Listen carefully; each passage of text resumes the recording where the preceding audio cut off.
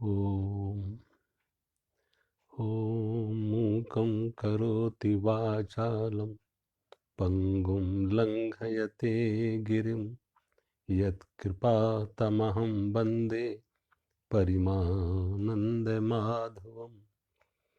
गुरुर्ब्रह्मा गुरुर्विष्णु गुरुर्देवो महेश्वरा, गुरु साक्षात् परं ब्रह्म तस्मै श्री गुरुवे नमः। सर्वे भवन्तु सुखिनः, सर्वे सन्तु निरामया, सर्वे भद्राणि पश्यन्तु मा कश्चित् दुःखभाग् भवेत्। कर्पूरगौरं करुणावतारं संसारसारं भुजगेन्द्रहारं सदा वसन्तं हृदयारविन्दे भवं भवानी सहितं नमामि, भवं भवानी सहितं नमामि। ओम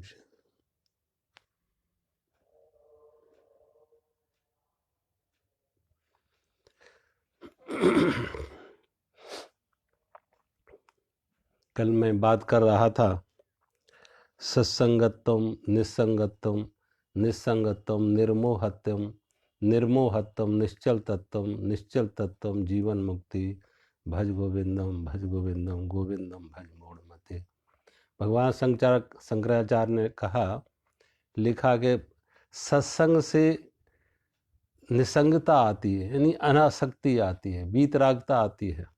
संसार की आसक्ति, व्यक्ति और परिस्थिति की आसक्ति, चाह खत्म होती है। तो सत्संग से अनासक्ति आती है, अनासक्ति आने से मन मोह मुक्त होता, और मन के मोह मुक्त होने से तत्व में स्थिरता आ जाती, तत्व का ज्ञान होता, और जब तत्व में हम ठहरते हैं तो फिर जीवन मुक्ति की अवस्था। निस्संगत्वम निर्मोहत्वम, निर्मोहत्वम निश्चल तत्वम, तत्व में ठहराव आ जाता, चेतना में ठहराव आ जाता, और जो चेतना का ठहराव है यही जीवन मुक्त की अवस्था है। तो अब सत्संग का अर्थ दोनों ही हमने कल कहा था। एक अर्थ तो यह है कि हम अपने अंतर से जुड़े, अंतर के सत्य का स्वाद लिया, अपनी चेतना में ठहरे, एक प्रज्ञा में स्थिरता आई, तो अपने अंतर की चेतना से, अंतर के सत्य से, अंतर के परमात्मा से जुड़े तो अनासक्ति आती, वीतरागता आ जाती। दूसरी बात, कभी कभी किसी की वाणी, किसी के शब्द हमारे कामना और वासना के पर चोट करते हैं तो भी वो पर्दा फट जाता है, टूट जाता है। कभी किसी के शब्द, जैसे कल मैंने कहा था कि तुलसीदास की पत्नी के वो शब्द, तुलसीदास की पत्नी रत्नावती के वो शब्द कि हाड़ मास में देही है तास में ऐसी प्रीत, ऐसी जो भव श्री राम से कहा होए भववीत। कि अगर ऐसी हाड़ मास के शरीर से ऐसे लगाव, ऐसी आसक्ति, ऐसा मोह, ऐसा परमात्मा से लगाया होता, जो जीवन की यथार्थता, धन्यता कुछ और होती, सार्थकता कुछ और होती, जीवन का सौभाग्य कुछ और होता।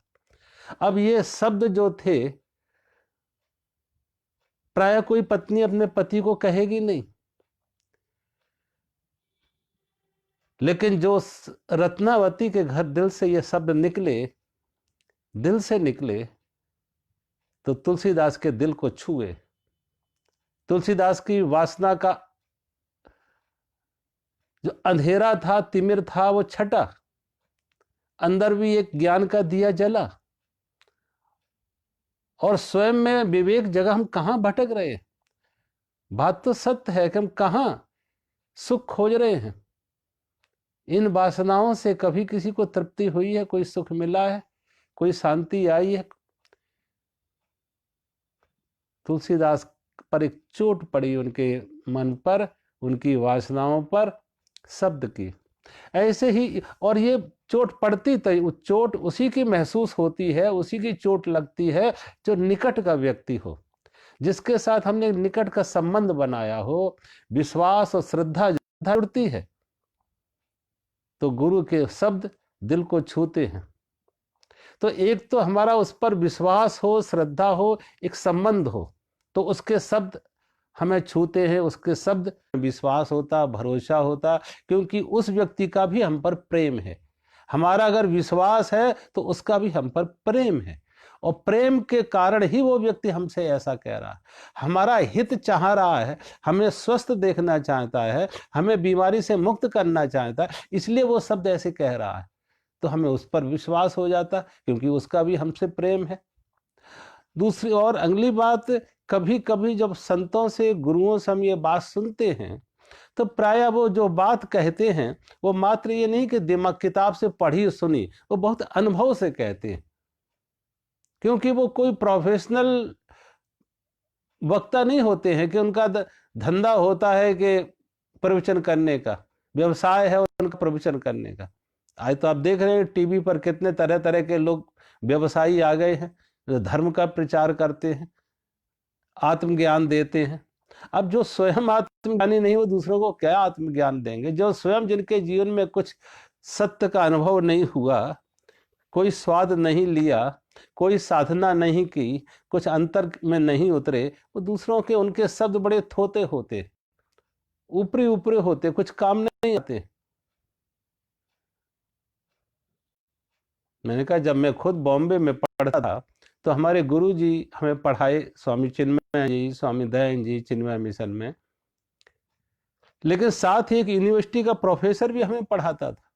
पिलानी यूनिवर्सिटी का रिटायर्ड प्रोफेसर था, वो भी हमें बौद्ध धर्म, जैन धर्म और वेदांत दर्शन के पढ़ाता था। लेकिन देखा, उसके शब्द बड़े थोते थे, क्योंकि वो सब दिमाग से आ रहे, दिल से नहीं। उसका कोई अनुभव नहीं था, उसने कोई साधना नहीं की थी, उसने कोई सत्य का स्वाद नहीं लिया था। वो सब ऊपर ऊपर से आ रहे थे, किताब से पढ़ा, इधर सुना दिया। एक बार कोई किसी साधु के पास जाता, और साधु को जाके एक बूढ़ी माँ ने कहा कि महाराज, आपके वचन बड़े सार्थक हैं, और आपके वचन सुन के, आपकी वाणी सुन के कितनों के जीवन बदल गए, कितनों के जीवन बदल गए। ऐसी चोट करते, ऐसे दिल में गहरे उतर जाते हैं आपके शब्द, आपकी वाणी, आपके विचार। तो महाराज, मेरी थोड़ी आपसे प्रार्थना है कि मेरा बेटा गुड़ खाता है, एक बार उसे कह दो, गुड़ ज्यादा खाता, गुड़ ना खाए, गुड़ खाना छोड़ दे।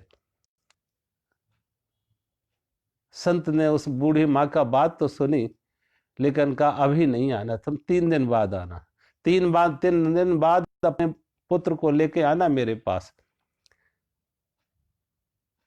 वो 3 दिन बाद वो माता अपने पुत्र को लेकर उस संत के पास जाती, तो संत ने कहा, उस बच्चे को समझाया कि देखो, एक अधिक मात्रा में गुड़ भी सेहत के लिए हानिकारक है, ये दोष उसके हैं। जब संत ने उसे समझाया, बच्चे की बात समझ में आई, बच्चे ने छोड़ दिया। जब छोड़ दिया उस गुड़ का खाना, तो उस माता ने पूछा, महाराज, आपने 3 दिन का समय क्यों मन लिया? ये बात तो छोटी सी बात, 2 शब्द उसी दिन भी आप कह सकते थे। संत ने कहा, माई, मैंने ये शब्द उस दिन इसलिए नहीं कहे, उस दिन मैं भी गुड़ खाता था। जब मैंने स्वयं गुड़ खाना छोड़ा, तो मुझे कहने का कुछ अधिकार आया, और मैंने उसका लाभ भी जाना कि ना खाने का लाभ क्या है। वो बात तभी प्रमाणिक होती है जब स्वयं हमारे आचरण में आए, जब स्वयं हमारे अनुभव में आए। हमारे आचरण में अगर वो बात नहीं है, हमारे अनुभव में वो बात नहीं है, लिखी लिखाई, पढ़ी पढ़ाई, सुनी सुनाई बातें, उसी को स्वामी रामतीर्थ कहते थे, ये बोरोड ज्ञान है, उधार ज्ञान। अनुभव की बात हो, स्वयं आचरण में वो बात हो, तो दूसरे के दिल में को छूती है, प्रभाव पड़ता है उसका। और ऐसे शब्द, वो सत्संग है। जरूरी नहीं कि बहुत लंबा चौड़ा सत्संग, थोड़े से शब्द, चंद शब्द भी व्यक्ति के जीवन में बदल देते हैं। बुद्ध के चंद शब्द अंगुलीमाल को बदल दिए, नारद के चंद शब्द वाल्मीकि के जीवन को बदल दिए। तो कभी कभी ऐसे सत्संग, ऐसे महापुरुषों की कृपा, जिन्होंने उन्होंने उस सत्य को जिया है, जो सत्य से में उनका जीवन ओतप्रोत हुआ है, सत्य उनके जीवन में अनुभव में आया है, आचरण में आया है, ऐसे महापुरुषों की कृपा होती, उनका सत्संग मिल जाता, और जब उनका सत्संग मिल जाए, उनका शब्द मिल जाए, तो वो दिल के में उतर जाते हैं, और अंदर का जो मोह है, आसक्ति है, वो अंदर की मोह आसक्ति का अंधेरा छट जाता, और फिर जीवन मुक्त की अवस्था में हम पहुंच जाते हैं। ऐसे महापुरुषों की सदगुरुओं की कृपा से, संतों की कृपा से हमारे जीवन में भी एक परिवर्तन आ जाता, एक उजाला आ जाता, एक नई जिंदगी शुरू हो जाती, जीवन का दुस्वप्न टूट जाता, जीवन की उसकी यथार्थता में, उसकी वास्तविकता में अनुभव कर पाते। भज गोविंदम में अंगला आया हुआ अगला श्लोक, वयस गते का काम विकारा, वयस गते का काम विकारा, शुष्के नीरे कह सारा, छीड़े बित्ते कह परिवारा, छीड़े बित्ते कह परिवारा, और ज्ञाते तत्व कह संसारा, भज गोविंदम भज गोविंदम, गोविंदम भज मूढ़ मते, गोविंदम भज मूढ़ मते। भगवान शंकराचार्य लिख रहे, वयस गते का काम विकारा, जैसे जब उम्र बढ़े, जैसे वृद्धावस्था में काम विकार, काम वासनाएं शांत हो जाती हैं, वयस गते का काम विकारा, शुष्के नीरे कहा का सारा, और कोई झील तभी तक झील कहलाती है जब उसमें जल है, अगर जल सूख जाए तो झील झील नहीं रहती है, उसे झील नहीं कहा जाता है। ऐसे ही छीड़े वित्ते कहा परिवारा, धन खत्म हो जाए तो परिवार की एकता खत्म हो जाती है। आज आप देखो, पैसे के कारण से तुम्हारे लोग आगे पीछे घूमेंगे, 10 आगे होंगे 10 पीछे होंगे। ये तो पद हो, पैसा हो, कोई प्रतिष्ठा हो, तो लोग आगे पीछे घूमेंगे, और जहां पद गया, पैसा गया, तो कोई पूछता है ऐसे व्यक्ति को? सोचो, आज देखो राजनेताओं को, जब तक वो कुर्सी पर होते हैं लोग उनके आगे पीछे घूमते हैं, क्योंकि स्वार्थ लाग करे सब प्रीति, सुरेंद्र मन सबकी यह रीति, स्वार्थ लाग करे सब प्रीति। ये सभी की स्वार्थ के बस ही लोग एक दूसरे से प्रेम कर रहे हैं। जो प्रेम का दिखावा हो रहा है, प्रेम का खेल खेला जा रहा है, ये खाली स्वार्थ के कारण से। तो कोई राजनेता पद पर है, मिनिस्टर है, तो देखो उसके आगे पीछे कितने लोग घूमते होंगे, और उसकी कुर्सी छीनी, एक्स हुआ, मिनिस्टर एक्स हुआ, एमएलए एक्स हुआ, एमपी एक्स हुआ, या कोई अधिकारी पद पर है, आईएएस है, आईपीएस है, एक्स हुआ, तो कोई पूछा फिर उसको? कोई नहीं पूछा उस व्यक्ति को। इसलिए तो राजनेताओं का ऐसा मोह है कि कम से कम सरकारी अधिकारियों की तो एक समय सीमा है उम्र की, कि भाई इस उम्र पर उनको रिटायर होना होगा। लेकिन जो सत्ता में आसीन हैं, जो राजनेता हैं, उनके रिटायरमेंट का कोई उम्र की समय सीमा भी नहीं है। वो 80-90 साल की उम्र पर भी कुर्सियां चाहते हैं, प्रधानमंत्री बने रहे, राष्ट्रपति हो जाए, और कुछ ना हो तो किसी स्टेट का गवर्नर ही हो जाए। क्यों? जब तक वो कुर्सी पर रहेंगे उनको मान सम्मान रहेगा, उनकी पूंछ रहेगी, और वही उनकी खुराक है, वही उनके जीवन की ऊर्जा है। मैंने देखा प्राय लोगों का, अगर उनकी वो कुर्सी छीनी तो जीवन ऊर्जा गई। ऐसे लोग जब लंबे समय जीवित भी नहीं रहते, जीवन की ऊर्जा ही चली जाती है। इसलिए वो जीवन की ऊर्जा बनी रहे, लाइफ को एक एनर्जी मिलती रहे कुर्सी से, तो वो कुर्सी पर ही मरना चाहते, कुर्सी का मोह नहीं छूटता उनका। तो जब तक वो कुर्सी पर है लोग उनके आगे पीछे घूमेंगे, धन उनके पास है तो लोग उनके आगे पीछे घूमेंगे। कुर्सी छिन जाए, धन छिन जाए, पद छिन जाए, कौन पूछता फिर उनको? तो छीड़े वित्ते कहा परिवारा, वित्त ना हो, पद ना हो, प्रतिष्ठा, तो कहां कहां एकता होती है? कौन पूछता है? वयस गते का काम विकारा, वृद्धावस्था में जैसे काम विकार शांत हो जाते हैं, अब मैंने कहा यहां पे भी मुख्य रूप से हमारे जीवन क्या है कि हमारा जीवन मात्र पशु की तरह नैसर्गिक नहीं है, प्राकृतिक नहीं है। पशुओं का जीवन नैसर्गिक है, पक्षियों का जीवन नैसर्गिक है, प्रकृति से संचालित है। अगर उन्हें कहीं मलमूत्र का विसर्जन करना है, कोई प्रेशर बना तो जहां होगी, जैसा स्थान हो, जैसा समय हो, वहीं पे करेंगे मलमूत्र का विसर्जन। लेकिन मनुष्य के साथ क्या है?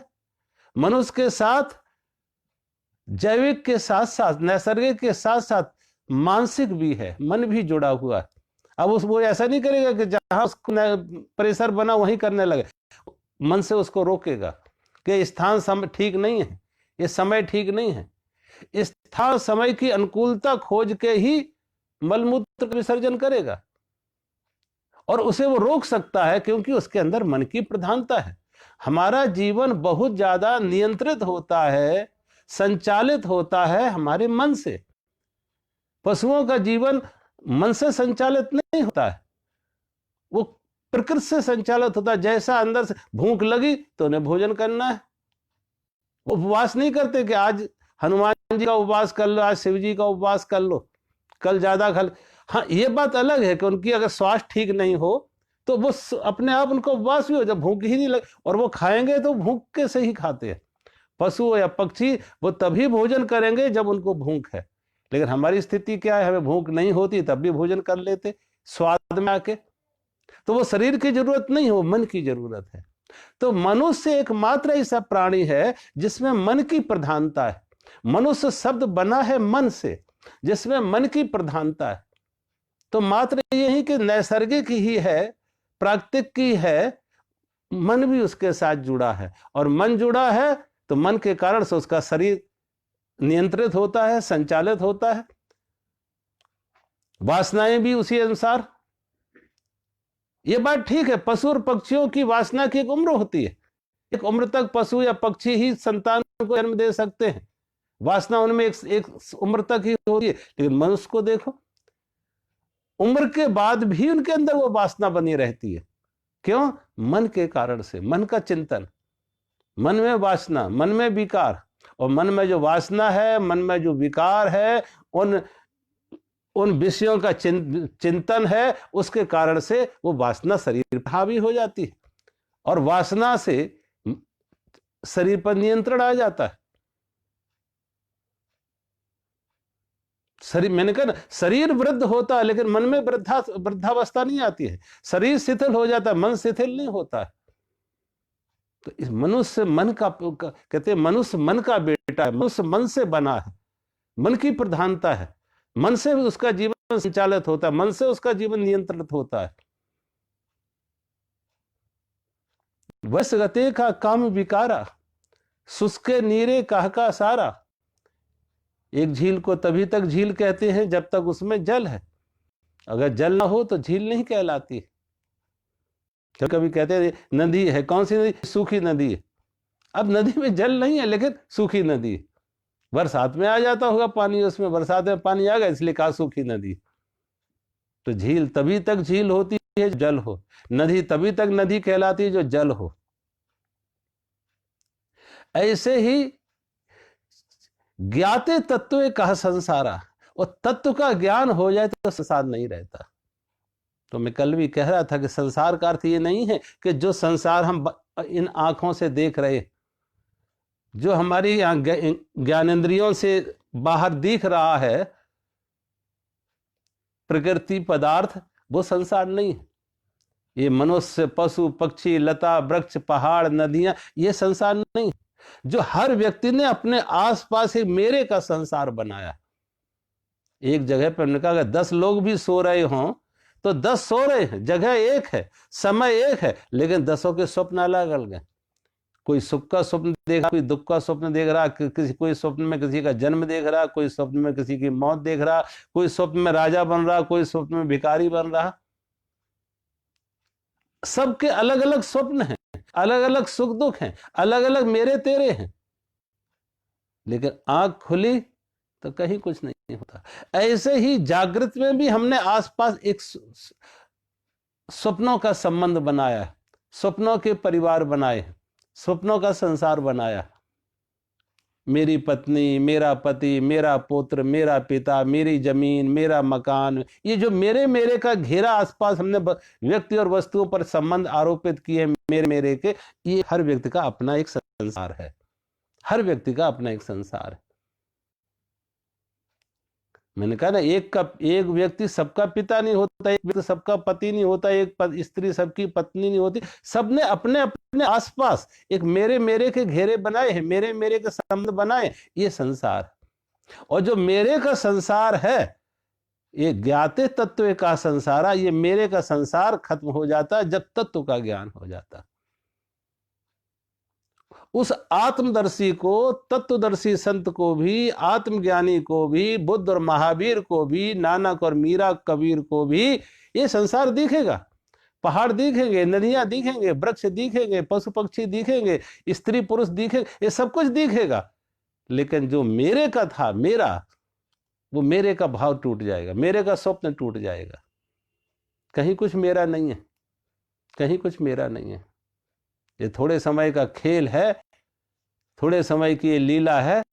इस लीला के रंगमंच पर तुम भी इसके अभिनय कर लो।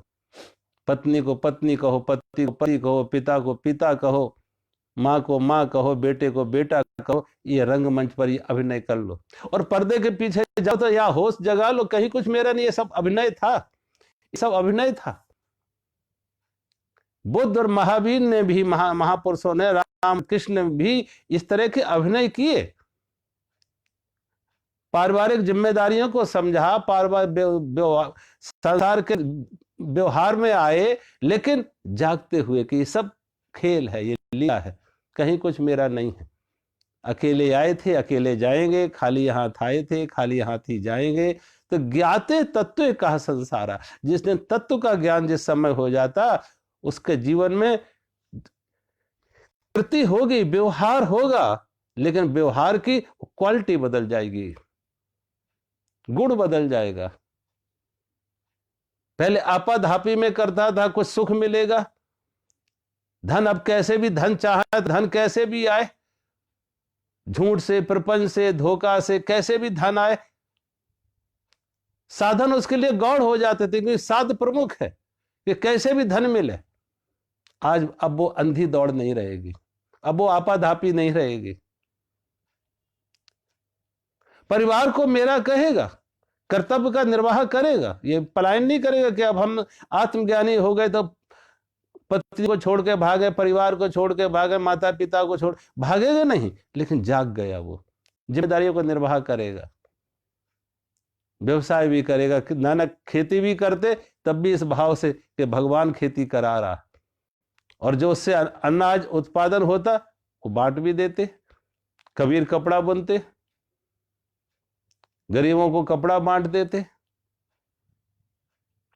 ऐसा व्यक्ति कर्तव्य से पलायन नहीं करेगा, व्यवहार से नहीं भागेगा, व्यवहार में आएगा, कर्तव्य का निर्वाह करेगा, लेकिन जागते हुए, क्योंकि वहां मेरे का वो जो स्वप्न था वो टूट गया, मेरे का स्वप्न टूट गया। और जब मेरे का यह स्वप्न टूट जाए तो उसकी फिर कोई मांग नहीं, कोई अपेक्षा नहीं, कोई चाह नहीं, किसी व्यक्ति से कोई अपेक्षा नहीं, किसी व्यक्ति से कोई मांग नहीं, कोई चाह नहीं। हम तो नृत्य कर रहे हैं, नचाने वाला तो कोई और है। हम तो, हमारा जीवन तो एक कठपुतलियों की तरह हो जाता, जैसे काट की कठपुतलियां नाचती तो हैं और लोग तालियां भी पीटते हैं और कहते भी हैं कठपुतलियों का नृत्य बहुत अच्छा था, लेकिन वो कठपुतलियां नृत्य नहीं कर रही थी, कोई सूत्रधार था जो पर्दे के पीछे था, कोई सूत्रधार था जो पर्दे के पीछे था, उसके अंगुलियों के इशारे से वो नृत्य हो रहा था, वो कठपुतलियां नच रही थी। ऐसे ही ऐसे आत्मज्ञानी को होश आ जाता, तत्वज्ञानी को समझ आ जाती कि मैं नहीं प्रभु तू, मेरा नहीं तेरा, मैं नहीं कर रहा तू कर, मैं तो बांसुरी बन गया अब तेरे अधरों पर, अब शब्द तेरे हैं, संगीत तेरा है, स्वर तेरा है, गीत तेरे हैं, मैं तो खाली खोखला हो गया, अब तू जैसे चाहे बजा ले। ऐसे व्यक्ति का जीवन एक बांसुरी की तरह खाली खोखला हो जाता, निमित्त बताओ, परमात्मा उसे उपयोग में लाते, परमात्मा उससे उतरते। ज्ञाते तत्व कहा संसार, तत्व का ज्ञान हो जाए तो संसार नहीं रहता, उसका अहंकार खत्म हो जाता। अब्राहम नाम के एक संत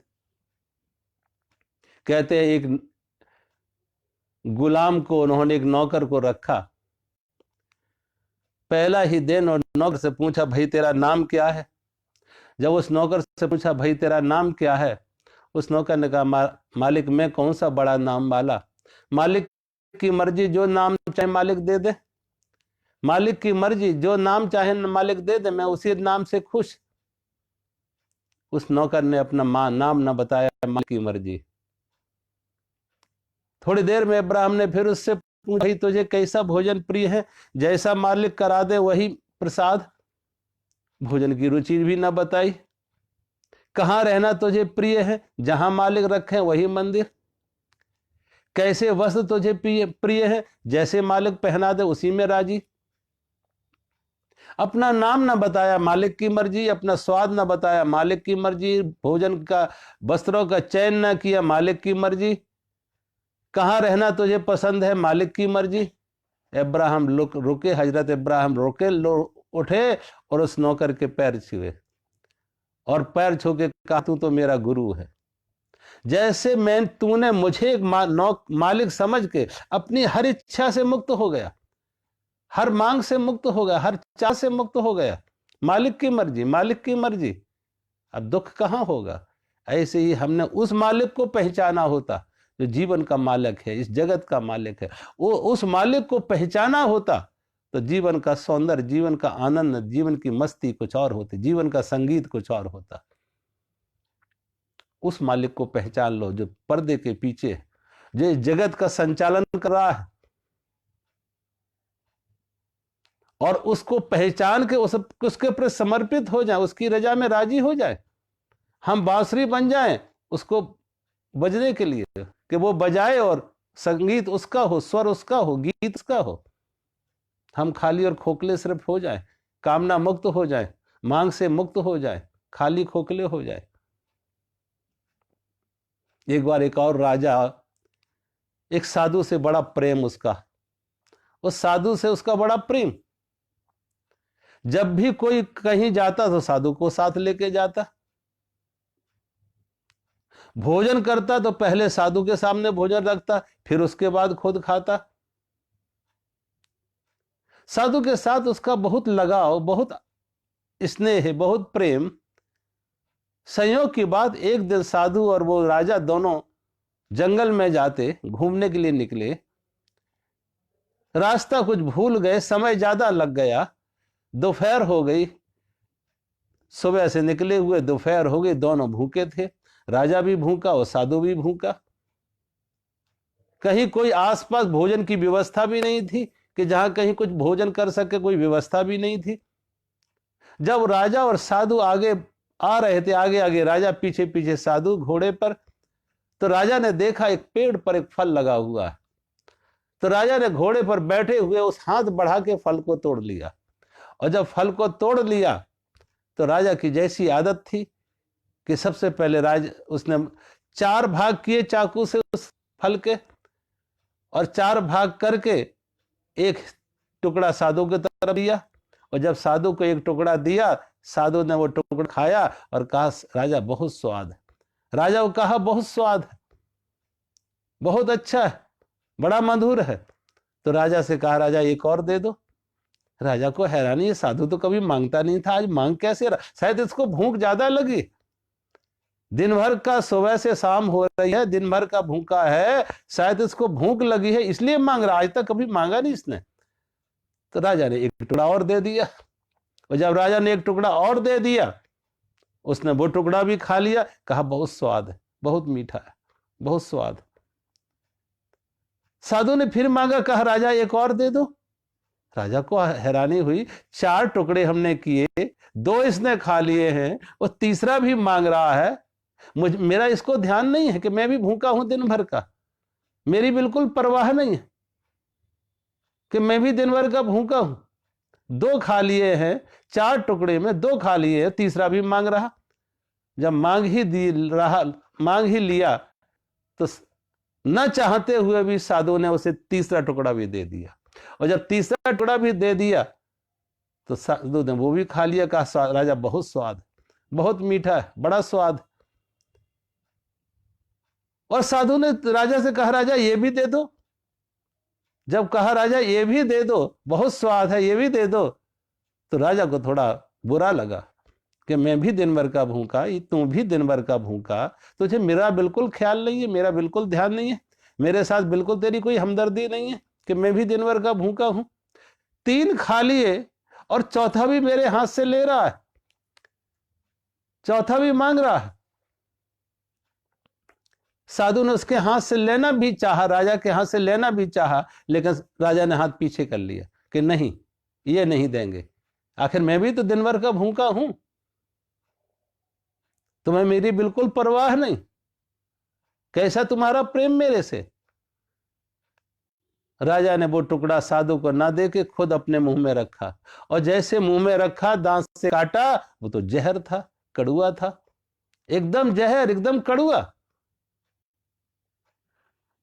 राजा मुंह में ना रख सका, राजा ने तुरंत बाहर फेंका और साधु की तरफ देखकर कहा कि तुम 3 टुकड़े खा गए और 3 कहा बहुत स्वाद, बहुत मीठा, और चौथा भी मांग रहे थे, तुमने कहा नहीं ये कड़ुआ है, ये जहर है, कहा नहीं तुमने।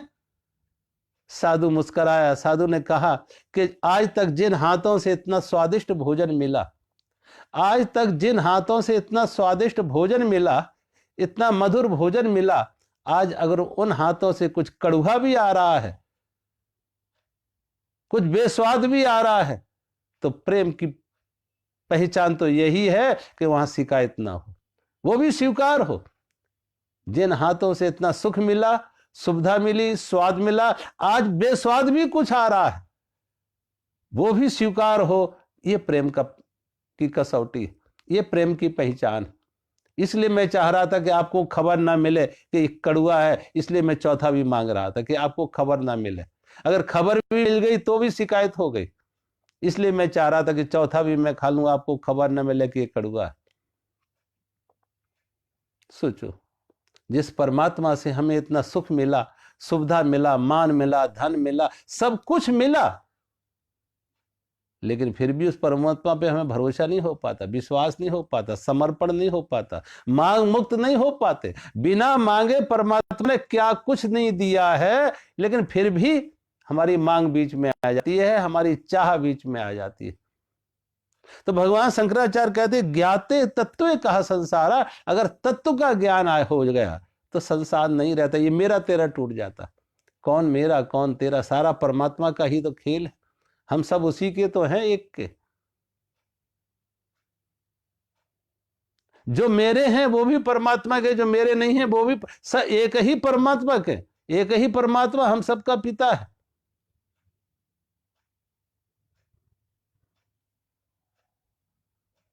जिस दिन ये समझ आ जाए कि सारा जगत एक परमात्मा का खेल है, ज्ञाते तत्व कहा संसारा, तत्व के ज्ञान होने पर ये संसार खत्म हो जाता है, ये मेरा तेरा खत्म हो जाता, क्योंकि अंदर से वो जुड़ गया, परमात्मा से वो जुड़ गया, और परमात्मा में कोई विभाजन नहीं है, परमात्मा ने कोई बंटवारा नहीं किया है।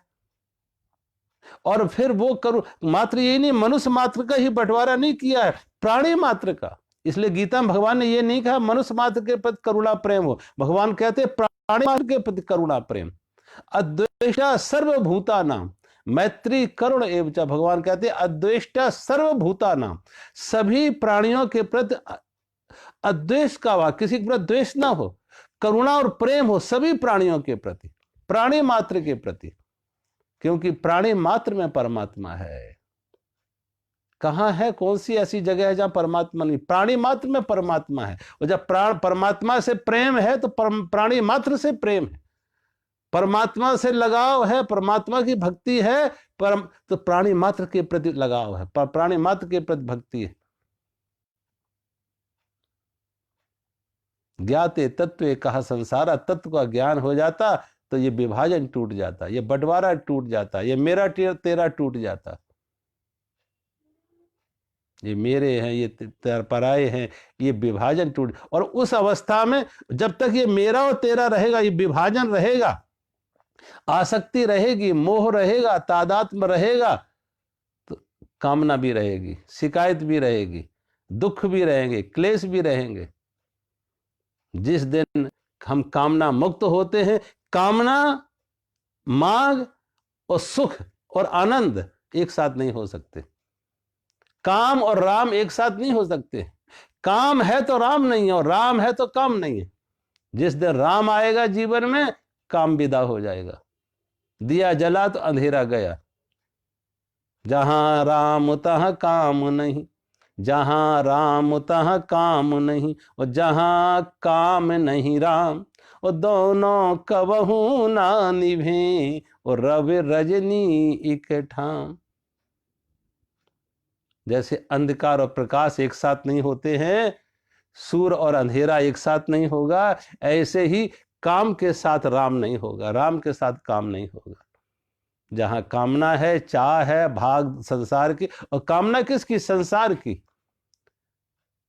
कि सुख व्यक्ति में है, सुख वस्तु में है, सुख हमसे बाहर है, तो कामना दौड़ाएगी, बहिर्मुखी करेगी, दौड़ाएगी कि सुख हमसे बाहर है। ये अज्ञान का निर्णय, ये एक अज्ञान का निष्कर्ष कि सुख हमसे बाहर है, व्यक्ति और वस्तु में, धन और मान में, पद और प्रतिष्ठा में, तो दौड़ो बाहर।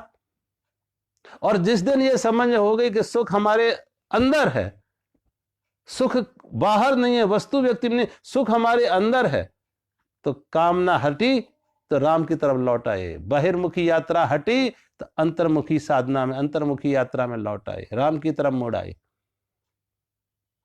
काम ने बाहर दौड़ाया था, और राम की यात्रा शुरू हुई तो अंदर की तरफ लौट आए, अंदर की तरफ लौट आए। और जो अंदर को लौट आए तो ज्ञाते तत्वे कहा संसारा, जिन्हें तत्व का ज्ञान हुआ, उनकी आंख खुल गई, उनके स्वप्न टूट गए।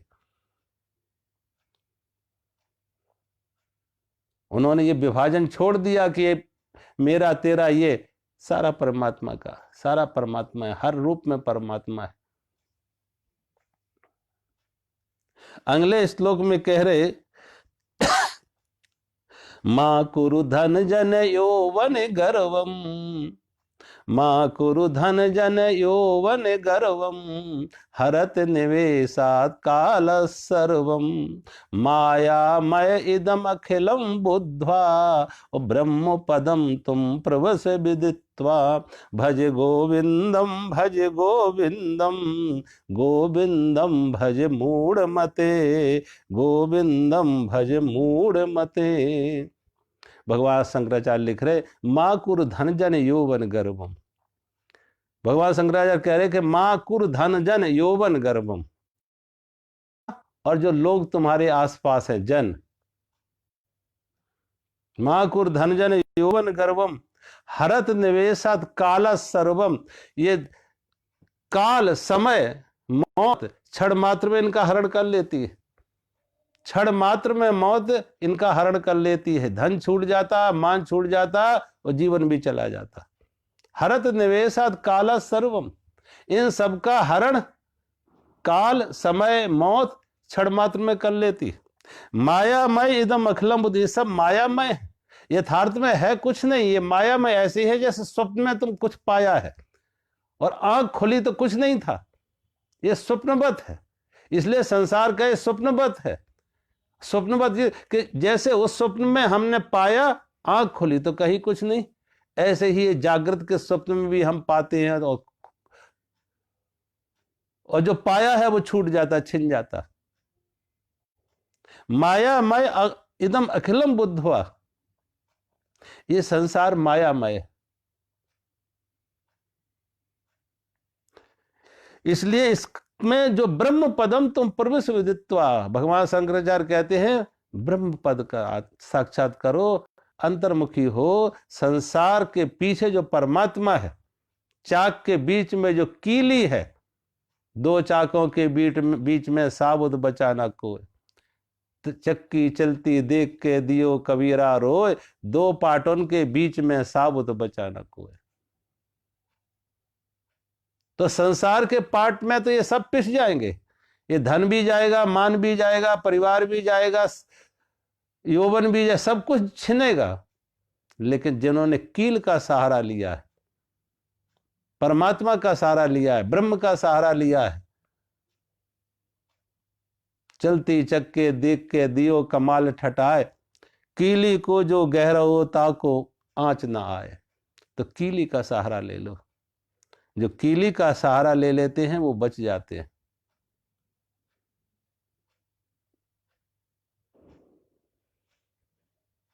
कीली का सहारा ले लो, परमात्मा का सहारा ले लो। हरत निवेशत काल सर्वम, काल इनका क्षणमात्र हरण कर लेते। शायद वो कहानी बहुत बार सुनी होगी। वो कहानी क्या, दृष्टि जीवन की सच्चाई, कि भारत में जब सिकंदर आया तो जब चला था यूनान से, तो उसके गुरु ने कहा था कि भारत की कुछ अमूल्य निधि हैं, भारत के कुछ, थोड़ा इधर खटखटा देना, भारत की कोई अमूल्य निधि हैं, भारत की कुछ अमूल्य निधि हैं, जैसे गंगा का जल, गीता और कोई संत।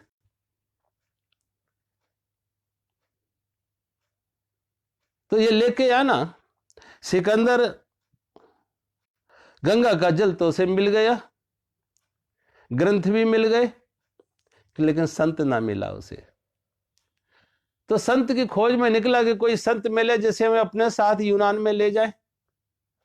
खोजने निकला तो कोई संत तो मिला नहीं। अब आजकल संत वेश के संत बहुत मिले, लेकिन सच में ऐसा संत जिसके अंदर से संतत्व प्रकट हुआ हो, जीवन खिला हो, कुछ अंदर की निधि पाई हो।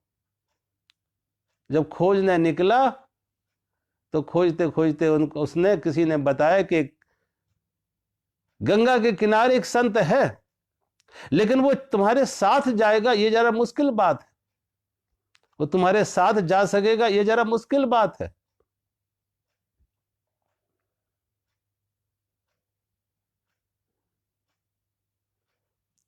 उसने कहा मेरे लिए मुश्किल है कि कोई संत वो मेरे साथ ना जाए। तो उसने, सिकंदर ने अपने सिपाहियों को भेजा कि उस संत को लेके आओ, उसे अपने साथ ले जाएंगे यूनान। सिकंदर के सिपाही उस साध के पास पहुंचे तो देखा गंगा की रेती में वो लेटा हुआ था। और जब देखा गंगा की रेती में वो लेटा हुआ है, तो साधु तो अपने जैसे लेटा था वैसे ही लेटा रहा। सिपाहियों ने कहा कि हम सिकंदर के सिपाही हैं और आपको यूनान लेके जाना है। साधु ने कहा मैं तो यहां भी हूं और यूनान में भी हूं। वो तलवारें दिखाई कि नहीं चलोगे, ये तलवारें तुम्हें काट देंगी, तुम्हारी हत्या कर देंगी। साधु हंसने लगा कि जिसे तुम्हारी तलवारें काटेंगी उसे तो मैं बहुत पहले काट चुका हूं, जिसे तुम्हारी ये तलवारें काटेंगी उसे तो मैं बहुत पहले काट चुका हूं। अब तुम्हारे लिए कुछ काटने को रहा ही नहीं। तुम क्या काटोगे, उसे तो मैं बहुत पहले काट चुका हूं। तुम्हारी तलवारें ये सिर काटेंगी, शरीर काटेंगी, उसे मैं बहुत पहले दूर कर चुका। सिकंदर के सिपाही लौट जाते, सिकंदर को जाके खबर की, सिकंदर खुद आता। और सिकंदर जब खुद आता तो साधु के सामने खड़ा हुआ अकड़ा अहंकार में, और साधु भी अपने आराम से लेटा हुआ। सिकंदर को लगा कि शायद इसे मालूम नहीं है मैं कौन हूं। सिकंदर ने कहा शायद आपको अखबार नहीं पढ़ते हो, खबर आप तक नहीं पहुंची है कि तुम्हें नहीं मालूम मैं कौन हूं। उसने कहा मुझे नहीं मालूम आप कौन हो। सिकंदर ने कहा मैं हूं सिकंदर महान, मैं हूं सिकंदर महान। साधु हंसने लगा। साधु ने कहा जो स्वयं अपने मुंह से अपने को महान कहे उसकी महानता पर संदेह होता है, उसकी महानता संदेहास्पद है।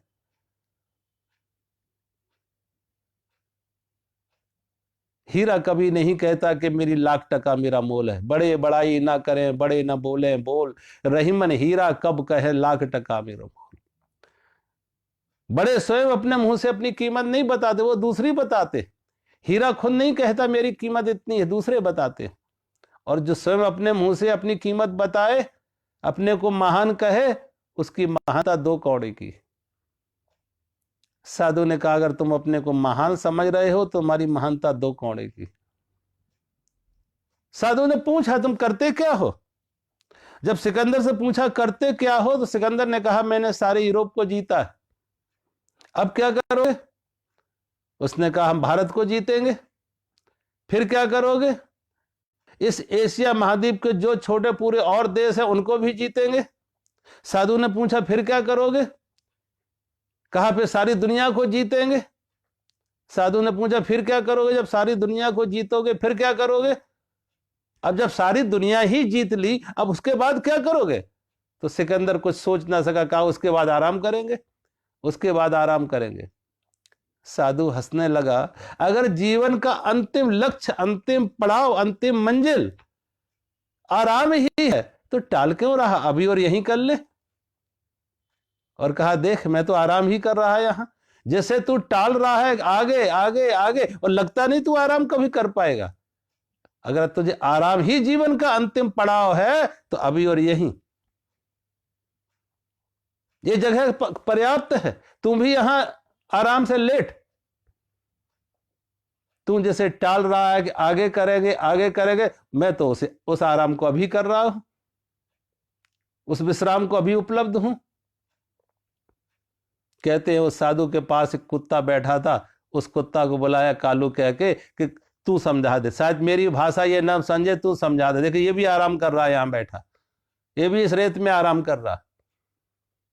सिकंदर कहते हैं बहुत शर्मिंदा होता, और शर्मिंदा होता उसके पास कोई सलाह हुए, निरुत्तर हो जाता।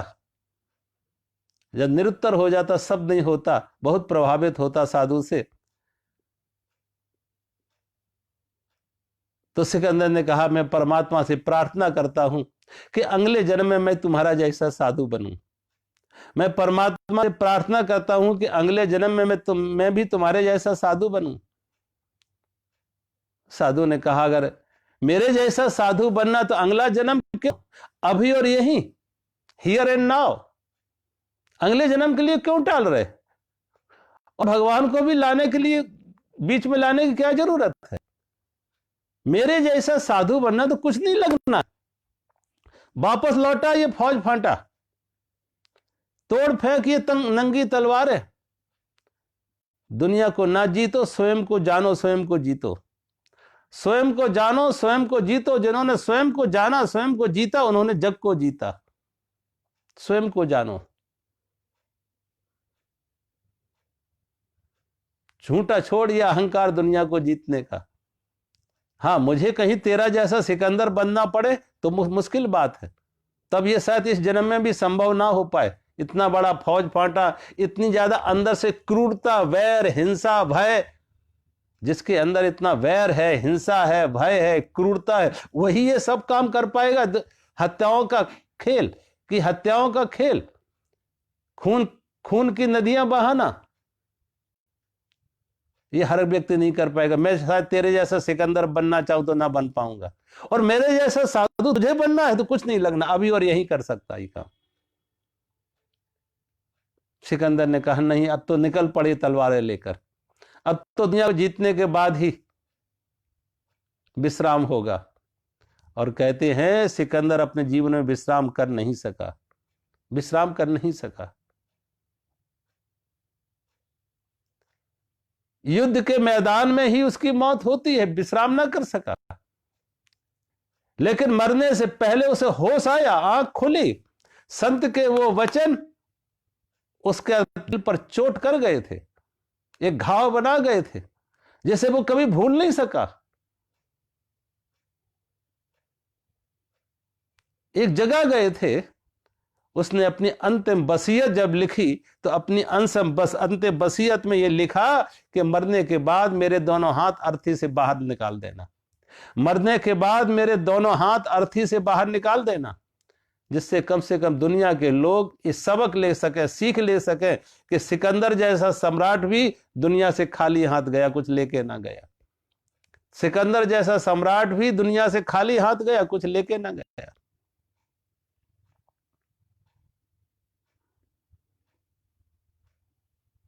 सिकंदर की जब अर्थी निकली, उसके हाथ अर्थी से बाहर थे, तो बताया ये भूल कैसे हो गई। कहा सिकंदर ने अपनी अंतिम वसीयत में लिखा था कि दुनिया के लोग देख लें, जिस सिकंदर ने इस दौलत के लिए, इस राज्य के विस्तार के लिए, इस धन संपदा के लिए कितना नरसंहार किया, कितना खून खराबा किया, कितनी माताओं के बेटे छीने, कितनी स्त्रियों को विधवा किया, लेकिन वो सिकंदर भी खाली हाथ गया, कुछ लेके ना गया। पाप का बोझ लेके गया, लेकिन दौलत साथ ना गई। इसलिए भगवान शंकराचार्य कहते हरत निवेशात काल सर्वम। काल, मौत क्षण मात्र में इसका हरण कर लेगा। फौज भी गई, पैसा भी गया, जवानी भी गई। ये कितने समय तक चलेगा? ये जोश, ये जवानी, ये पैसा, ये दौलत, ये अधिकार कब तक चलेंगे? कितने दिन तक किसके चले? सोचो। सामना आई। इसलिए भगवान शंकराचार्य कहते हैं ज्ञानी वो है, समझदार वही है, कल मौत छीने उससे पहले छोड़ दो। कल मौत जिसको छीने तो छीनने की एक पीड़ा अलग होती है, और स्वयं त्यागो, स्वयं छोड़ो तो छोड़ने की एक खुशी अलग होती है, एक आनंद कुछ और होता है। छीनने में एक पीड़ा होती है, एक घाव बनता है। छोड़ने में एक प्रेम होता है, एक भाव होता है, एक त्याग का संतोष होता है कि हमने त्यागा, हमने दिया, हमने छोड़ा। मरना नहीं पड़ेगा, मरने से पहले मर लो। संत कहते हैं मरना नहीं पड़ेगा, मरने से पहले मर लो।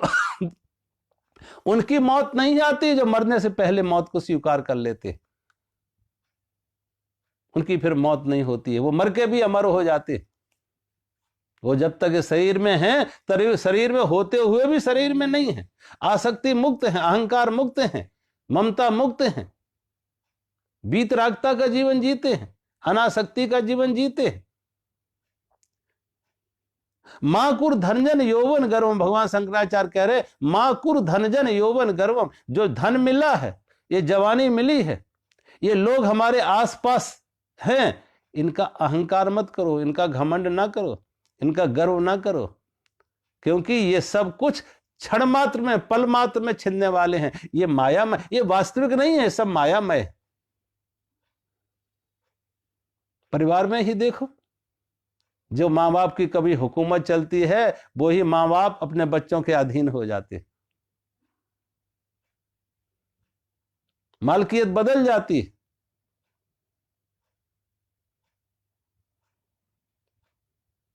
तो आज हमारे पास कितना धन है, हमारे पास कितने लोग हमारे अनुयायी हैं, कितने लोग हमारे साथ खड़े हैं। ये व्यक्ति इन चीजों में अपनी सुरक्षा खोजता है कि धन होगी तो सुरक्षा होगी, हमारे आसपास लोग खड़े होंगे तो हमारी सुरक्षा होगी, जवानी है तो हमारी जवानी हमारी सुरक्षा होगी। ले एक दिन ये जवानी बुढ़ापे में बदल जाती है, जो साथ थे वो साथ छोड़ जाते हैं। कितने लोगों को देखो, कभी राजा थे आज भिखारी हो गए, और जो भिखारी थे राजा बन गए। ये समय का चाक घूमता है, समय का चाक घूमता है। जो कभी नीचे थे वो ऊपर चले गए, जो ऊपर थे वो नीचे आ गए। जो कभी भिखारी थे राजा बने, जो राजा थे भिखारी बन गए। इस समय का चाक घूमता सदा, कभी कोई भी एक रूप नहीं रहता, एक जगह नहीं रहता है। आप देखो अपने जीवन में, हम आपके जीवन में आप देख लो कि कितने धनवान जो थे आज निर्धन हो गए, और जो निर्धन थे वो धनवान हो गए। हरत निवेशत काल, इसलिए जो मिला है उसका घमंड ना करो, अहंकार मत करो कि ऐसा कुछ भी नहीं है जो हमने स्थायी पाया है। ये सब टेम्परेरी है, ये आने जाने वाला है, स्थायी कुछ भी नहीं है। सब कुछ ऐसे है जैसे आप पानी के किनारे, पानी पर कुछ लिख रहे, बिगड़ता जाएगा। जैसे आपने नदी के किनारे महल बना रहे हैं, लहर, एक लहर पानी की सब कुछ मिटा देगी सागर के किनारे। यहां कुछ भी स्थायी नहीं है, सब अस्थायी है, सब चपल है। नलिनी दलगत जलवत तरलम, जैसे ओस की बूंद कमल के पत्ते पर पड़ी है, क्षणभंगुर, चपल, नाशवान, ऐसे ही सारा संसार ये नाशवान है, चपल है, क्षणभंगुर है। इस नाशवान में भी कोई अविनाशी छिपा है, इस क्षणभंगुर में भी शाश्वत छिपा है। उसकी खोज कर लो, उससे रिश्ता बना लो। तो इस जीवन, जो जीवन, ये धन भी जाएगा, पद भी जाएगा, प्रतिष्ठा भी जाएगी, संसार सब कुछ जाएगा, लेकिन जो हमारा आत्मा है, हमारी चेतना है, हमारे अंदर बैठा परमात्मा है, ब्रह्म है, उस ब्रह्म को का स्वाद ले लो, उसमें मोड़ाओ। जब तक ये संसार की दौड़ रहोगी अंतर्मुखी नहीं होगे। संसार की दौड़ हटे, उसको समझ लो कि छूटने छिनने वाला है। तो कोई ऐसा धन है जो मौत के बाद भी काम आएगा, जिससे मौत भी नहीं छीन पाएगी, काल भी नहीं छीन पाएगा। ऐसा धन भी एक है। उस धन की खबर मिल जाए, उस धन की समझ आ जाए, और वो बाहर नहीं मिलेगा, वो अंतर में आ जाओ। बाहर की दौड़ छोड़ के अंतर्मुखी साधना में आ जाओ, अंतर की तरफ मुड़ जाओ। जो अंदर की तरफ मुड़ जाते हैं वो अपने अंदर ही आत्म साक्षात्कार में आ जाते हैं, आत्म अनुभूति में आ जाते हैं, वो ब्रह्म पद अपने अंदर पा जाते हैं। और वो छूटने, जिसे मौत छिना ले वो धन नहीं है, धोखा है। और मौत कसौटी है। सत्य क्या है, असत्य क्या है, धन क्या है, धोखा क्या है, क्षणभंगुर क्या है और शाश्वत क्या है, मौत उसकी कसौटी। जिसे मौत छिना ले वो क्षणभंगुर, और जिसे मौत ना छिड़ा सके वो शाश्वत। जिसे मौत छुड़ा ले वो संसार, और जिसे मौत ना छुड़ा सके वो सत्य, वो ब्रह्म, वो परमात्मा, वो हमारे अंदर है। मौत भी ना छिना पाएगी, वो मौत के बाद भी हमारे साथ जाएगा, हमारे काम आएगा।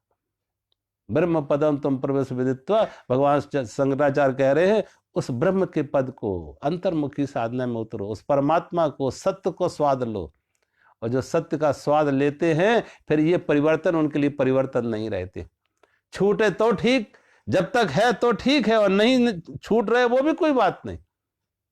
कोई चिंता नहीं, कोई भय नहीं, कोई शिकायत नहीं, कोई असंतोष नहीं, कोई दुख नहीं, क्योंकि वो उसके लिए पहले से छोड़े बैठे।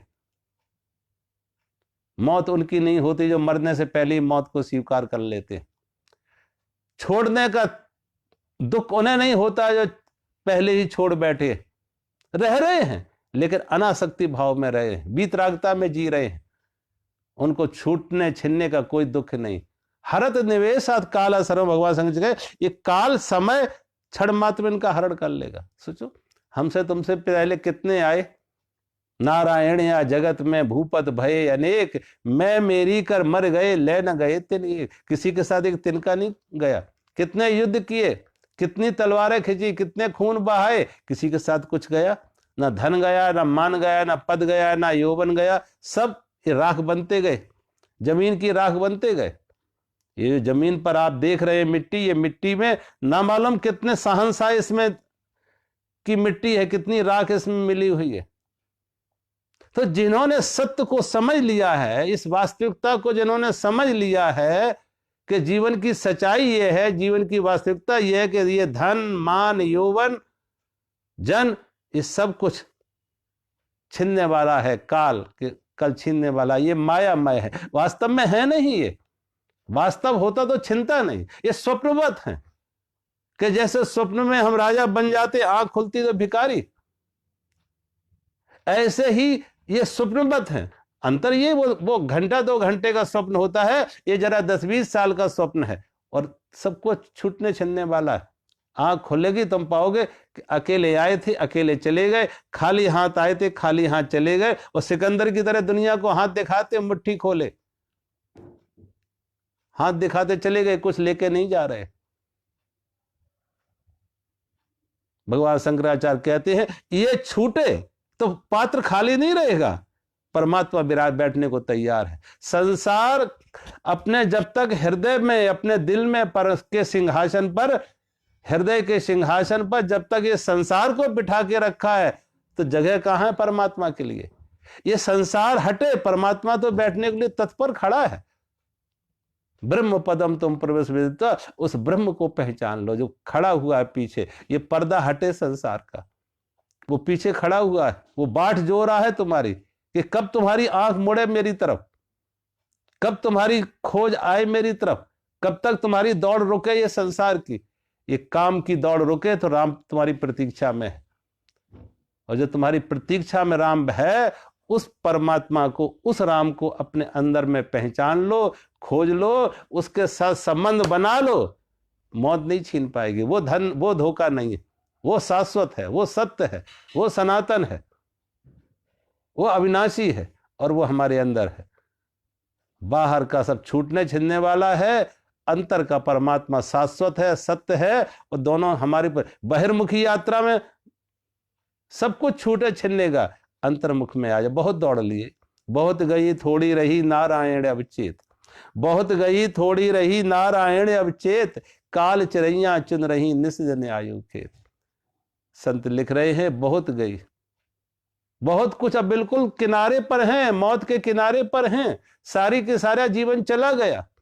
लेकिन मैंने कहा अगर सारा का सारा रस्सी कुएं में चली भी गई है, एक मुट्ठी भी हाथ में पकड़ में है, एक ब्लस्त भी हाथ में मुट्ठी में पकड़ में है, तो आप वापस ला सकते। जो गया सो गया, जो बीता सो बीता, जब जागो तभी सवेरा। कम से कम अब जाग जाओ, अब होश आ जाए, अब उस धन की खोज में निकल पड़ो जो अपने अंदर है। अब थोड़ा सा अंतर चेतना का अनुभव ले लो, अपने अंदर बैठे परमात्मा का, ब्रह्म का स्वाद ले लो। ब्रह्म पदम तुम प्रवेश विदित्व। भगवान शंकराचार्य लिख रहे हैं कि कम से कम उधर की दौड़ रोके, काम की दौड़ रोके तो राम की तरफ मुड़ आओ। बहुत हो गई, बहुत हो गई, बहुत गई थोड़ी रही, बहुत थोड़ी रही है। जब चेतो, जब जागो तभी सवेरा। तो आज की कथा को हम यहीं विराम देते हैं। हरि ओम।